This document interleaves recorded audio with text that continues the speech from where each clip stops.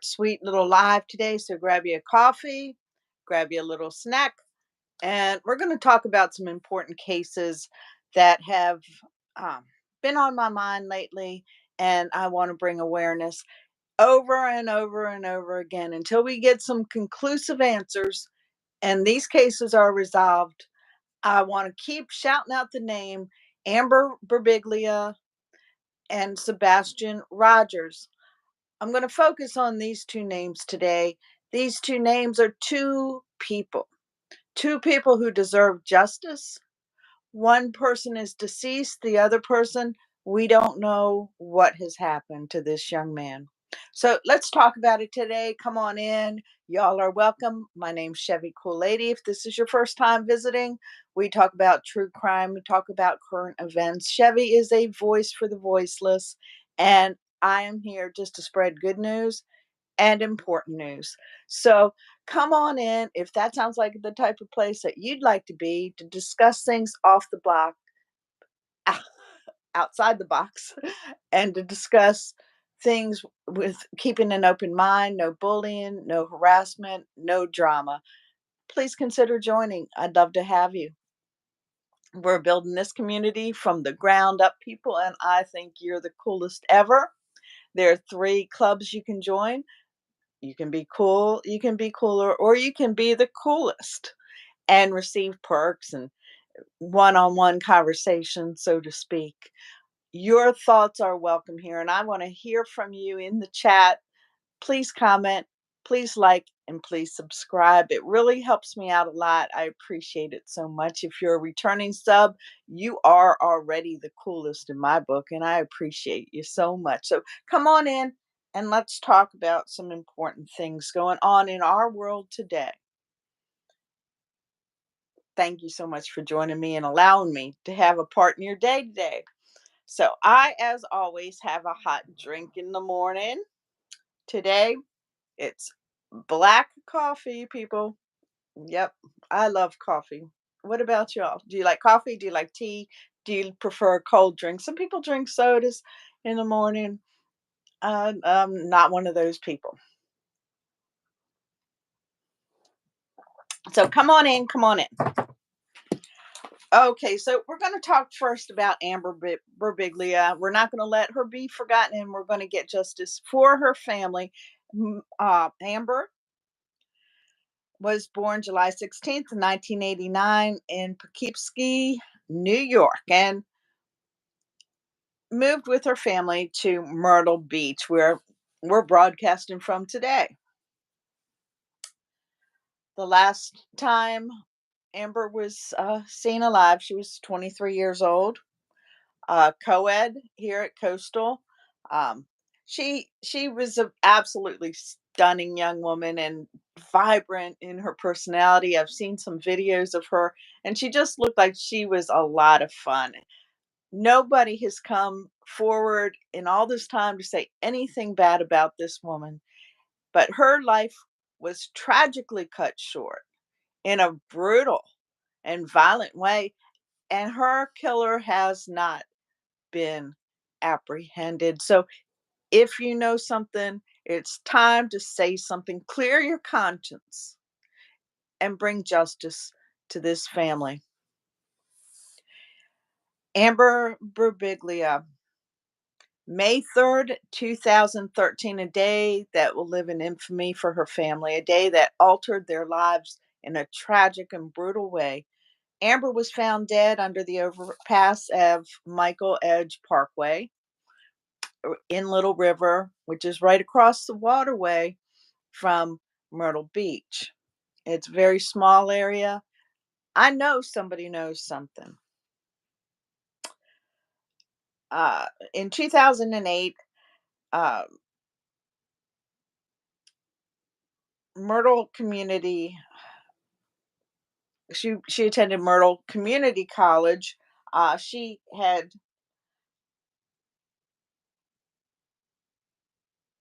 previously had some experience and schooling in London. She was studying fashion design. From the pictures that I've seen, she was a creative dresser and loved fashion. She actually met the love of her life and the man she was planning to marry in just a few weeks prior to her death in London. He was in Europe, and she was planning to go back over there, and they were on the verge of a new and exciting life. But her dreams were dashed by an act of violence. What happened to Amber? This stunning young woman was out running errands, uh, and a call came in, 911, saying that the woman's body was lying outside her car. The car was still running. Supposedly, a passerby called this information in. It's a somewhat isolated spot. Uh, when first responders first appeared on the scene, they thought she had been shot in the face. It turns out she was brutally beaten once or twice with an unknown object. The weapon was never found. In fact, the whole case went cold. It was dismissed. It wasn't investigated thoroughly because it's still unresolved today. May 3rd, 2013. All right. So she was found under the old Sanders, or upon Old Sanders Road under the Robert Edge Parkway. Her car was running. Her phone was within inches of her fingertips. In fact, her phone was buzzing, and texts was going off, and there were no answers. Her purse was in the car. It wasn't a robbery. She had been seen on surveillance a couple places throughout the day. Her family said that it's been a nightmare for them ever since. Her mother, Michelle Robinson, who seems to me to be an absolutely lovely woman, has been shaken to her soul and still not healed. Her sister, another lovely woman, has been devastated since she lost her sister. You know, these women, this family deserves answers. So if you know something, say something. Um, Apparently there was really no motive. She worked at a little place called Overtime in Myrtle Beach, kind of a local bar. It also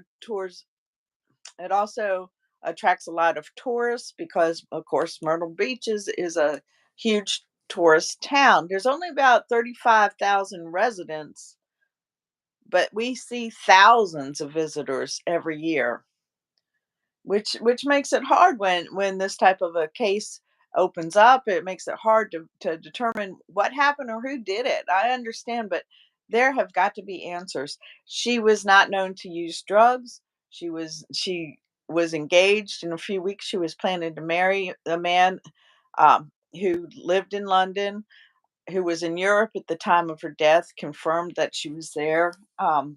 She didn't apparently have any side boyfriend. Her sister and her best friend, Angie Ritchie, said it must have been some kind of an random act. Her family is devastated. They said she was a kind person. She didn't have enemies. So what happened? She was found about 4:30. She had been just days away from graduation when her life was cut short. Her purse ID, everything was in the car. Um, it seemed to be a crime of passion, according to many people who've looked into the case. But why? Was it a previous boyfriend? It seemed like everybody that they checked out was clear. She was seen on surveillance videos uh, at a store. She was seen at, I believe it was HTC, paying her bill. Um, she was seen somewhat on the Robert Edge Parkway. You actually see her turn off onto a road. I think there's a neighborhood back there somewhere. She was off camera for about 20 minutes when she reappeared. There seemed to be a figure, possibly an African American male, in the car with her. It was very shadowy, according to the family. You could basically almost only see an arm. Um, Apparently, there was also another sighting that kind of confirmed this as well. Who that person is, we don't know. Was that the murderer? We don't know. We don't know anything. This is a cold, this had gone actually cold, but thank God Nancy Grace investigated it a couple months ago and brought this back to the surface, brought new interest. This is where I found out about the case, and the case has been reopened. Have there been any new leads since the reopening? That's what I want to know. I'm trying to find that out for you guys. I haven't heard anything. So we're going to keep bringing awareness to Amber, praying for justice for her family. And I just wanted to bring this case up to you guys today. I'll also include um, call numbers that you can turn any type of tips into in the description on the replay. So I appreciate that so much. Um, just to kind of go over the basic timeline, it was about between 3 and 4 p.m. in the middle of broad daylight. It's probably closer to 4 p.m. There was absolutely no way that this was self-inflicted. The cause of death was blunt force trauma. It was a brazen attack in broad daylight. For some reason, apparently she exited her car. The car was still running when she was found, and she was beaten to death. No witnesses and no weapons have been recovered. The crime scene seemed personal in that it was a direct hit to her head. Poor baby. Amber herself was in a 2-year relationship, happy, planning to marry. Her fiance checked out, was in Europe at the time of her death. He had a rock solid alibi. I know usually the boyfriend's the first suspect in this type of case. He was cleared. The backstory: Amber Berbiglia, from New York originally, called from a young age. Myrtle Beach, her home. She was studying in a local college, coastal Carolina. She had previously studied in London, costume designing. She met a man named Jose Talazar. Um, been dating him for 2 years. Was planning to marry and move to London. Um, she was not likely to have a side guy or any other type of relationship with the man. Her sister doesn't think so. Her best friend didn't think so. Um, they said she was popular with a lot of friends. She was planning to marry, move to London, totally smitten with each other. The family loved him. The wedding was a week away. I think the weekend previously, she had gone with her mom and grandmom and had her wedding dress and was excited. Her mama had pictures of her in her wedding dress. And unfortunately, Amber didn't get to see her wedding. She was killed just weeks before it. Uh, or I'm sorry, she worked at Austin Grill in Myrtle Beach, or Australian Grill in Myrtle Beach, and had picked out a wedding dress. I think uh, her mom believes it was a stranger's. She didn't seem to owe anybody money. All her bills were in order. Even her student loans were paid. She seemed, by all accounts, to be a responsible young woman heading for a storybook life. It was all cut short.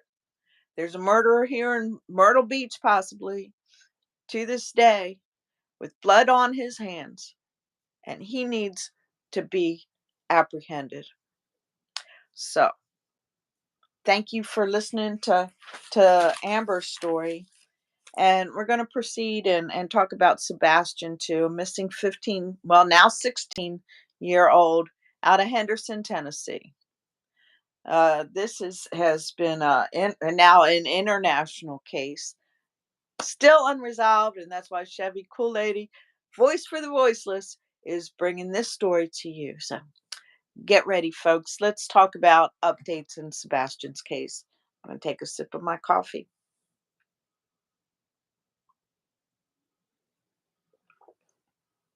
I get to talking and my mouth gets dry.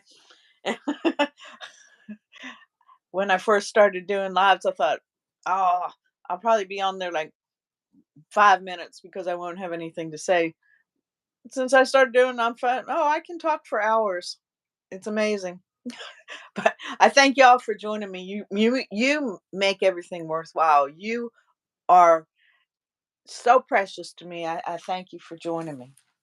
So let's talk about Sebastian. Okay. All right.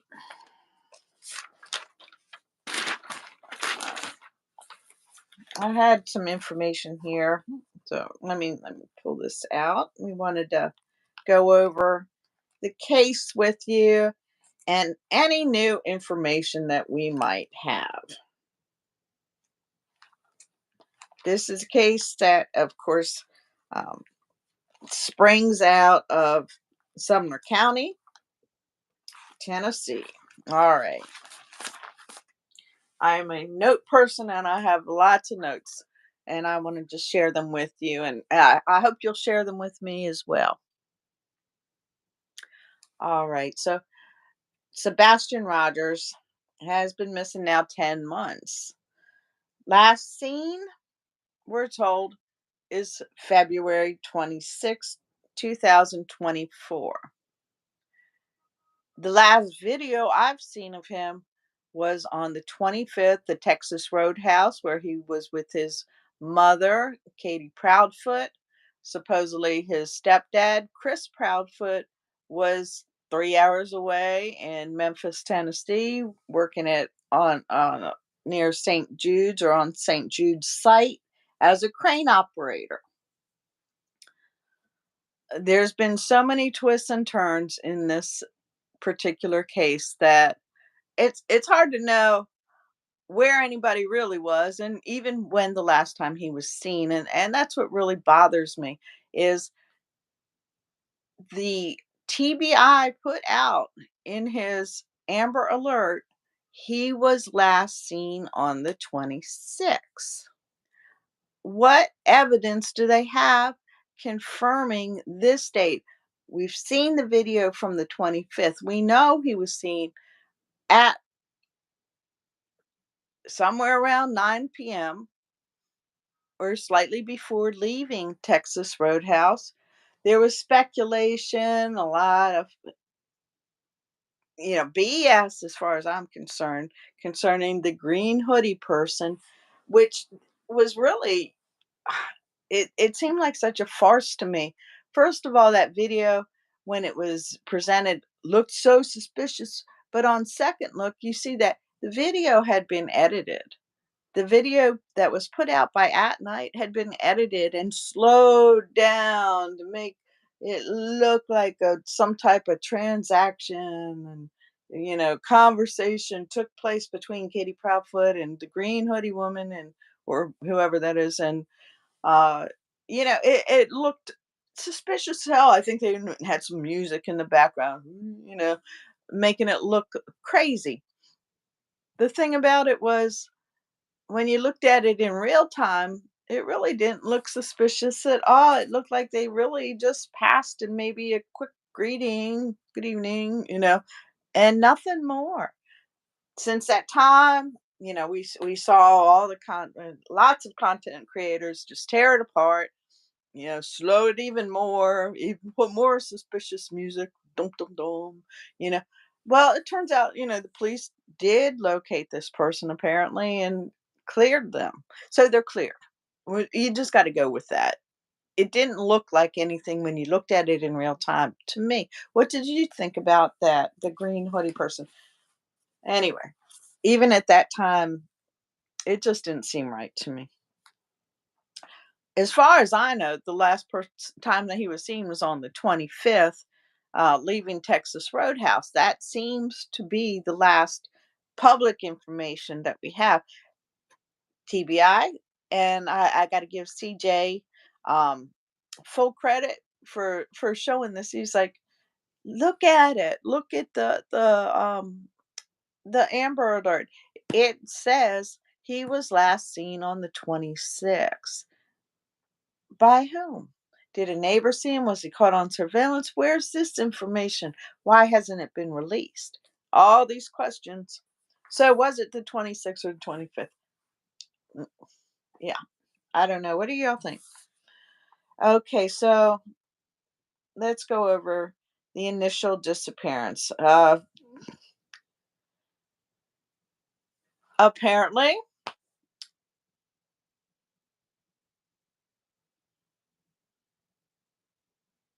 Katie and Sebastian returned home alone uh, from Texas Roadhouse.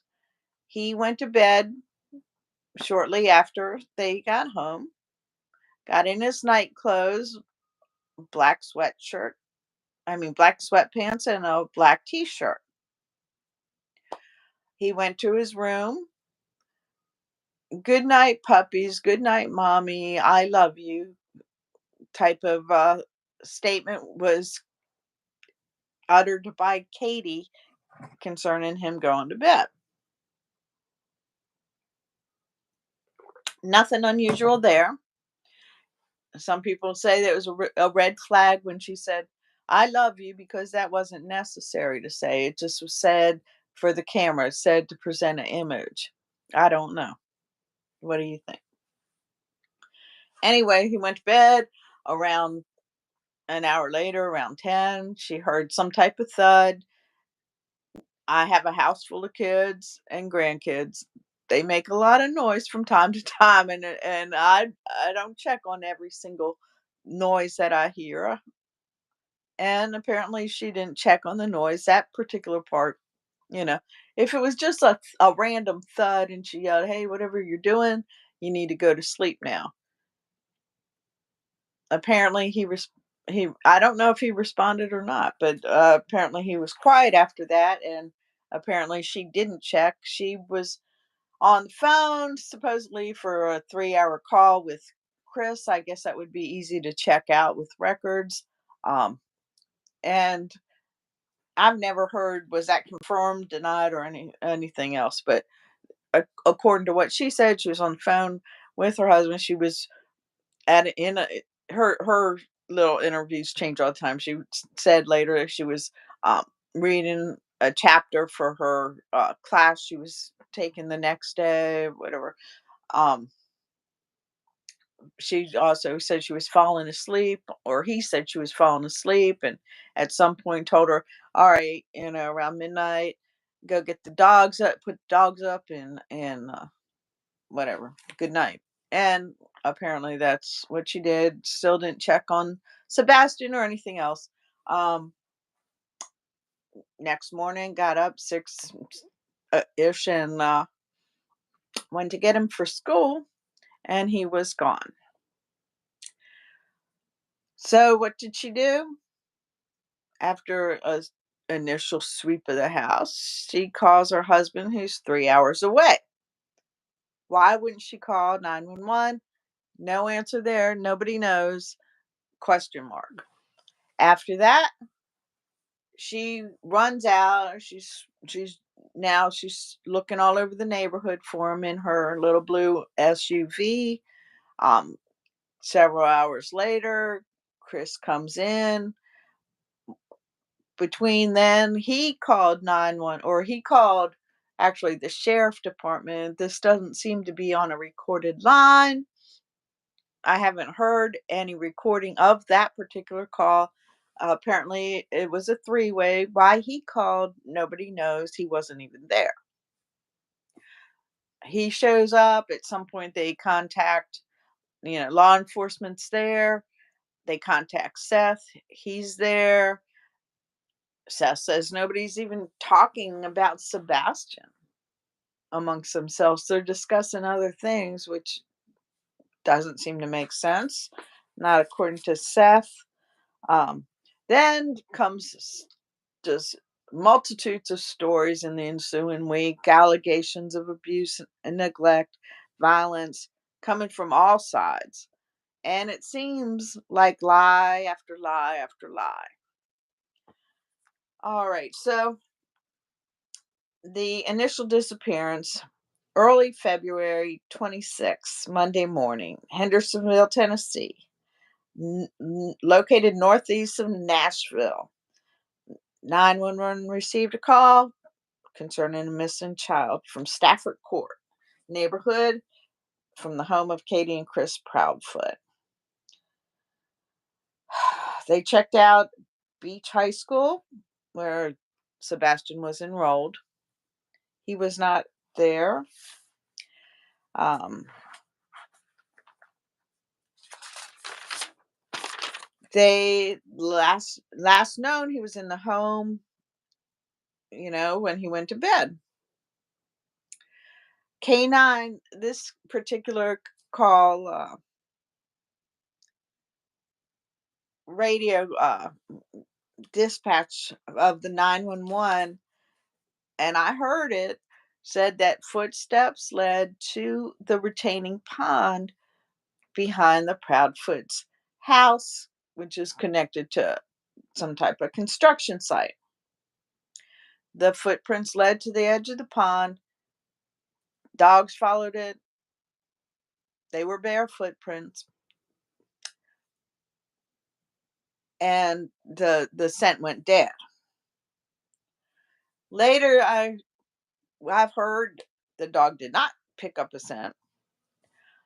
The only scent that was picked up was outside the home. I heard that too. So was a scent picked up? Why did the 911 people say that it was, or the canine people say there was?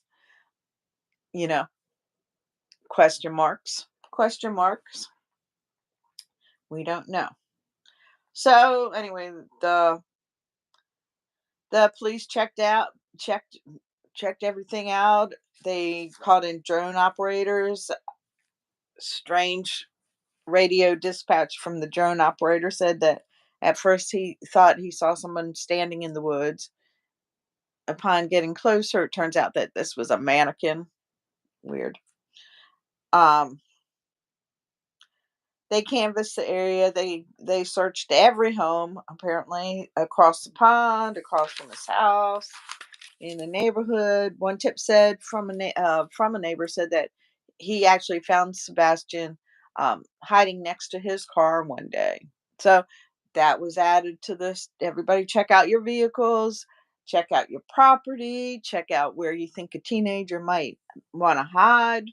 Um, they checked out another high school, White House High School, where he supposedly has some ties. What ties? I don't know. Um, they checked out a Strike and Spare, a place that he had been 2 nights prior. No luck. The case escalated to an endangered child report, from an endangered child report to the actual Amber Alert. Um, right now, there was initially FBI put $50,000 up. This was um, anteed up, and right now the um, the reward is now $200,000. There's even been questions about that. It, a lot of that came from uh, Dog the Bounty Hunter at night, and is this even a real reward amount, or was it just like a publicity stunt? People have been questioning this. So right now, it's supposedly at $200,000. Again, if you know something, say something. I'm sure you can definitely use that amount of money. Um, There's been just growing concern concerning, you know, really all three parents, a little bit less concern about Seth, a little bit more concern about Chris. Volunteer search groups comb the area of Henderson. Are they still searching today for him? It just seems like content creators are going out.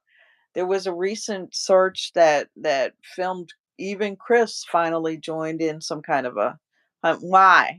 Why at this late date? They said he hadn't joined. Neither one of them, Chris or Katie, hadn't been involved in any of the searches for 10 months. Now suddenly in the last couple weeks, Chris went on a search. Of course it didn't turn up anything. So, what has been turned up? A pair of glasses near apparently the grandparents' um, home that was said not to belong to Sebastian. A pair of black sweatpants were found. Apparently, they had white stripes on them and they weren't Sebastian's. Any other information or evidence found? Not to my knowledge. He literally has seemed to disappear off the face of the earth. And we know that little boys don't just disappear. There were hunts leading everywhere, even far off to places that he definitely would have had been carried by vehicle to. But no luck. There hasn't been any further information.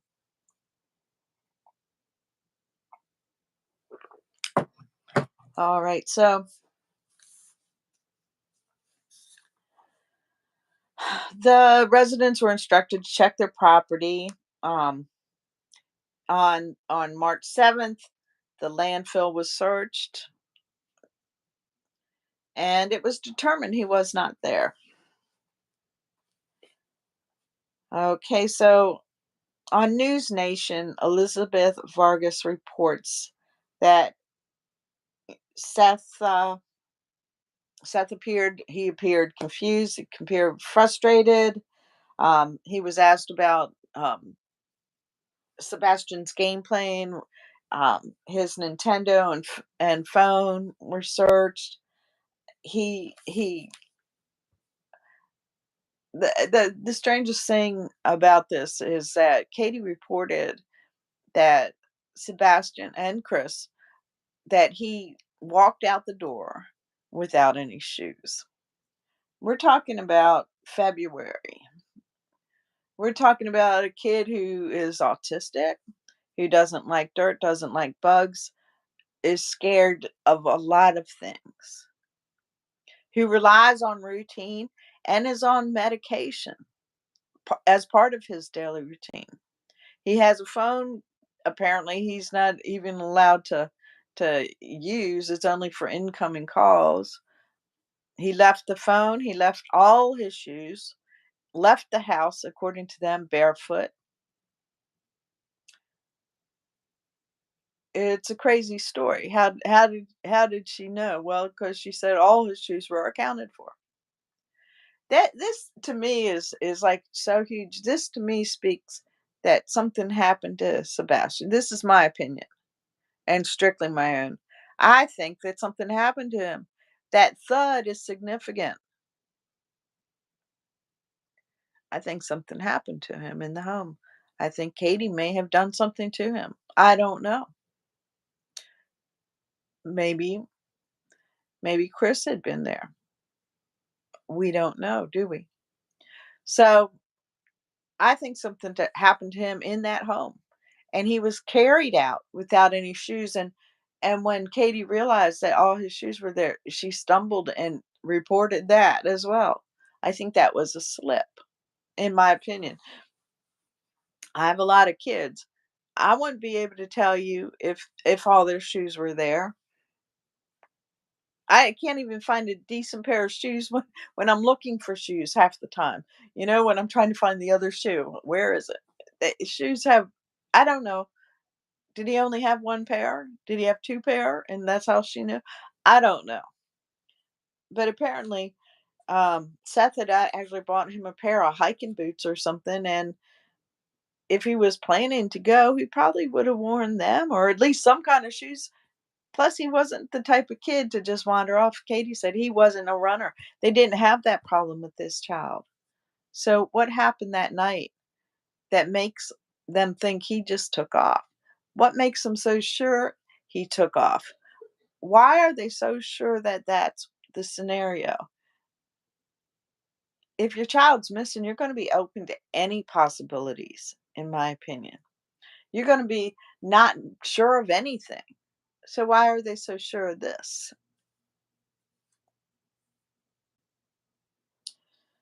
There's been very little clues, um, no apparent signs of foul play, although it hasn't been ruled out. Lots and lots of questions and no answer. So, this little boy just turned 16 last week. He is on the autism spectrum. So, he has a lot of like little ticks and quirks with him. He hasn't been known to be a runaway. Where is he? Where is Sebastian? If you know something, say something. I wanted to bring these cases up again to you and talk to you guys because you are so special to me, and I wanted to have just a little bit of time with you to talk about these 2 cases today. Thanks for joining me, and we will be talking to you later. God bless y'all.